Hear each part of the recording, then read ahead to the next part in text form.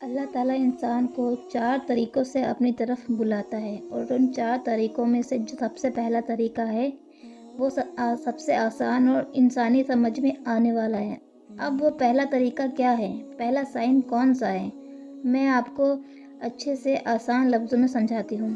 اب پہلا طریقہ جس کے ذریعے اللہ تعالیٰ انسان کو اشارہ دیتا ہے کہ انسان اللہ کی طرف پلٹ کر آ جائے، اللہ کی طرف لوٹ آئے، وہ یہ ہے کہ انسان کو کہیں سے ہدایت کی بات پہنچ جائے۔ اب جیسے ہم نے موبائل پکڑا اور آپ نے اسکرولنگ کرنا شروع کر دیا، اچانک سے آپ کے سامنے کوئی ہدایت کی بات آ گئی، کوئی ویڈیو آ گئی جس میں آپ کو اللہ کی محبت کے بارے میں بتایا جا رہا تھا، آپ کو کہا جا رہا تھا کہ اللہ کی طرف لوٹ آؤ، یا کوئی بھی اسلامک ریلیٹڈ کانٹینٹ ویڈیو آپ کے سامنے آئے۔ بلا وجہ نہیں آتی ہے، بلکہ اللہ چاہتا ہے کہ آپ کے سامنے وہ ویڈیو آتی ہے اور آپ وہ ویڈیو دیکھتے ہو۔ وہ ویڈیو اللہ کی طرف سے ایک سائن ہوتا ہے کہ اللہ آپ کو ہدایت دینا چاہتا ہے، اللہ آپ کو اپنی طرف بلانا چاہتا ہے۔ اللہ یہ چاہتا ہے کہ آپ گناہوں کے راستے کو چھوڑ کر، گمراہی کے راستے کو چھوڑ کر اللہ کی طرف لوٹ آئیں۔ اب میرے پاس ایسے بہت سارے میسج آتے ہیں کہ ہم گناہ کرتے تھے اور پھر ہم نے آپ کی ویڈیوز دیکھی، ہمارے دل میں اللہ کا خوف پیدا ہو گیا اور ہم نے توبہ کر لی۔ تو اگر ایک انسان کے سامنے کوئی اسلامی ویڈیو آ رہی ہے تو وہ بلا وجہ نہیں آ رہی ہے، بلکہ اللہ اس کو اس طرف سے انسان کے لیے وسیلہ بناتا ہے۔ اب اگر ایک انسان اس سے پہلے سائن کو اگنور کر دیتا ہے، اس کے اوپر اتنا دھیان نہیں دیتا، تو اللہ تعالیٰ اس شخص کو دوسرا سائن دکھاتے ہیں۔ وہ دوسرا سائن کیا ہے؟ کہ اللہ تعالیٰ اس کے آس پاس کے لوگوں کو اس کے پاس بھیجتے ہیں ہدایت کے لیے، کہ وہ اس کو ہدایت کی بات کرتے ہیں، دین کی بات کرتے ہیں۔ اب اس پوائنٹ کو بھی میں آپ کے سامنے ذرا رکھنا چاہوں گی الفاظوں کو سمجھتے ہوئے۔ اگر آپ کے ساتھ رہنے والوں میں سے کوئی انسان آپ کو گناہوں سے روکتا ہے، وہ انسان آپ کے ماں باپ بھی ہو سکتے ہیں، آپ کے بھائی بہن بھی ہو سکتے ہیں، رشتہ دار بھی ہو سکتے ہیں، دوست وغیرہ بھی ہو سکتے ہیں۔ اللہ کی طرف سے ایک سائن ہے کہ اللہ آپ کو اپنی طرف بلانا چاہتا ہے، ہدایت دینا چاہتا ہے۔ تو اگر کوئی انسان آپ کو گناہ سے روک رہا ہے، آپ کو نیکی کرنے کی بار بار کہہ رہا ہے، تو وہ انسان یہ سب خود نہیں کر رہا، بلکہ اللہ اس انسان سے یہ بات کروا رہا ہے۔ اگر آپ کو کوئی دوست یا کوئی بھی انسان جس کے آپ جانتے ہوں یا نہ جانتے ہوں، آپ کے پاس دین کی بات لے کر آتا ہے، آپ کو سمجھاتا ہے، اس کو سنیں اور سمجھیں، کیونکہ وہ انسان آپ کے پاس خود نہیں آیا، بلکہ اللہ نے اسے آپ کے پاس بھیجا ہے آپ کے لیے۔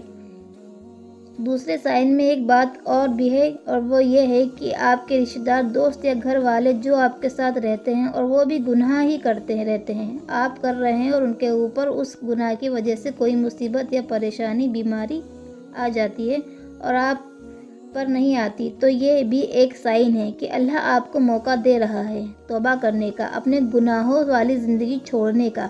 اب اگر ایک شخص دوسرے سائن کو بھی نہ سمجھتا ہو اور پھر بھی گناہوں میں لگا رہتا ہو، تو اللہ تعالیٰ اس شخص کو تیسرا سائن دیتے ہیں، اور یہ تیسرا سائن پہلے 2 سائن سے زیادہ تکلیف دہ ہے۔ یہ تیسرا سائن کیا ہے؟ چلیے ڈیٹیل میں سمجھتے ہیں۔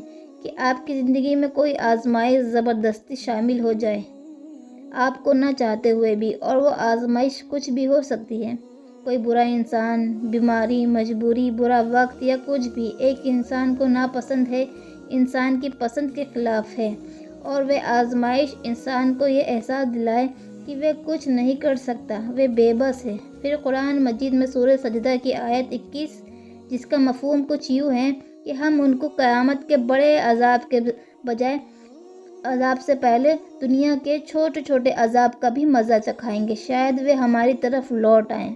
اللہ تعالیٰ نے ان آیت میں فرمایا کہ وہ ادنا عذاب دے گا، ان کو یہ دنیا میں کم عذاب دیں گے، کیونکہ اس کا جواب بھی دے دیا تاکہ وہ گنہگار لوگ توبہ کر لیں اور ہماری طرف لوٹ آئیں۔ تو اس دنیا میں آپ کو جو بھی سزائیں اللہ کی طرف سے ملتی ہیں، وہ اللہ کی طرف سے سائن ہوتا ہے اس چیز کا کہ اللہ آپ کو ہدایت دینا چاہتا ہے، اللہ چاہتا ہے کہ آپ توبہ کر لیں اور اللہ کی طرف پلٹ آئیں۔ تو اب بہت سارے لوگ ایسے ہیں کہ جب ان پر اللہ کی طرف سے کوئی آزمائش آتی ہے تو وہ اللہ کی طرف پلٹ آتے ہیں اور توبہ کر لیتے ہیں، لیکن بہت سارے لوگ ایسے بھی ہیں جن پر آزمائش آئے تو وہ توبہ کرنے کے بجائے اور بھی زیادہ نافرمان ہو جاتے ہیں، اور پھر ایسے لوگوں کے لیے چوتھا سائن ہے، اور اگر کوئی نافرمان اس چوتھے سائن کو بھی نہ سمجھا تو اس شخص کے لیے آخرت میں سوائے پچھتاوے کے اور کچھ بھی نہیں۔ چوتھا سائن کیا ہے؟ چلیے ڈیٹیل میں سمجھتے ہیں۔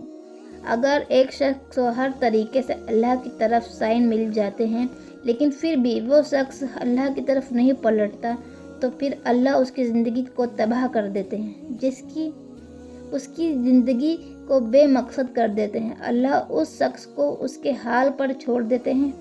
اب اگر آپ سوچ رہے ہیں کہ تباہی تو یہ ہے کہ ایک بندہ مر جائے یا کسی بندے پر ایسی بیماری آ جائے کہ بستر پر آ جائے یا پھر کچھ ایسا ہو کہ اس سے ساری نعمتیں چھین لی جائیں، تو آپ غلط ہیں۔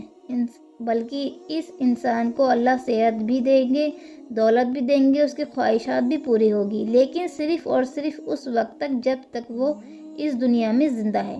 اب سوال یہ آتا ہے کہ آخر پھر تباہی کیا ہے؟ اصل تباہی یہ ہے کہ انسان کی زندگی سے اللہ نکل جائے اور اس کے دل میں اللہ کو چھوڑ کر اس دنیا کی چیزوں کی محبت بھر جائے، اور جس انسان کی زندگی مقصد دنیا بن گیا، اس کے دل میں دنیا کی محبت بھر گئی تو وہ شخص تباہ ہو گیا، اس دنیا میں بھی اور آخرت میں بھی۔ تو اگر ایک شخص جو گناہ کرتا ہے، اللہ کی نافرمانی کرتا ہے، اپنی نفسانی خواہشات کی پیروی کرتا ہے، اس کے پیچھے بھاگتا ہے، ان کو پورا کرتا ہے، اور اس کے اوپر کوئی آزمائش نہیں آ رہی، عجیب نہیں ہے رہی، تو انسان کو یہ سمجھ لینا چاہیے کہ اللہ نے اس کو اس کے حال پر چھوڑ دیا ہے۔ اس کو اللہ نے دنیا دے دی اور اس سے آخرت لے لی۔ آخرت لے لینے کا مطلب آخرت میں اس کا کوئی حصہ نہیں سوائے جہنم کی آگ کے، سوائے عذاب کے۔ قرآن میں سورہ حشر کی آیت نمبر 19، اس کا مفہوم کچھ یوں ہے: ان کی طرح نہ ہو جانا جنہوں نے اللہ کو بھلا دیا، پھر اللہ نے بھی ان کو ایسا کر دیا کہ وہ اپنے آپ کو بھول گئے، یہی لوگ نافرمان ہیں۔ تو یہ تھے 4 سائن جن کے ذریعے اللہ تعالیٰ انسان کو ہدایت دیتا ہے، اپنی طرف بلاتا ہے۔ اب میرا سوال آپ سے یہ ہے کہ آپ کو ان 4 سائن میں سے کون سا سائن دیکھنے کو ملا تھا؟ کمنٹ سیکشن میں لازمی بتائیے، اور اس ویڈیو کو صدقہ جاریہ سمجھ کے شیئر ضرور کریے۔ جزاکم اللہ۔